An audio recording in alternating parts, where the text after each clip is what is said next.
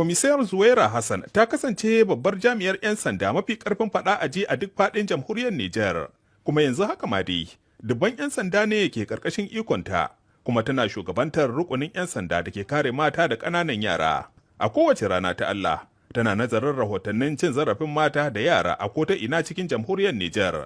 Sannan kuma a duk lokacin da zarafi ya kama, tana taro da mataimakanta domin duba yadda za su tsara aikin tunkarar cin zarafin mata a gidajen aure.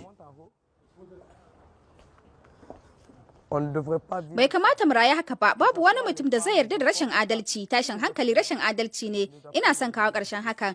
Na mayar da shi gwagwarmayata saboda bai kamata mutane su wahala ba.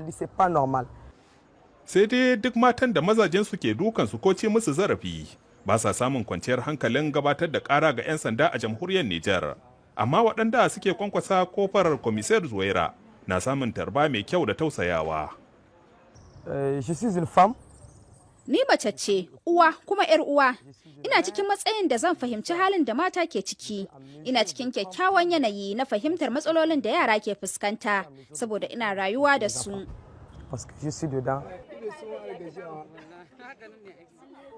Babbar jami'ar 'yan sandan na yawan ziyartar mata a gidajen da ake tsugunar da su idan aka ci musu zarafi a birnin Yamai. Ta taka rawar gani wajen kawar da yawancin waɗannan mata daga mazan da ke wulakanta su. Tawagar Komisar Zuwaira a wasu lokutan kan shiga a dama da ita tun a farkon rayuwar ƙananan yara, saboda haka ne a wasu lokutan takan kai yara zuwa wannan gidan marayu. Yara suna da rauni kuma suna samun kansu cikin halin damuwa wanda ka iya shafar rayuwarsu, don haka yana da muhimmanci na basu lokaci na in yi wasa da su.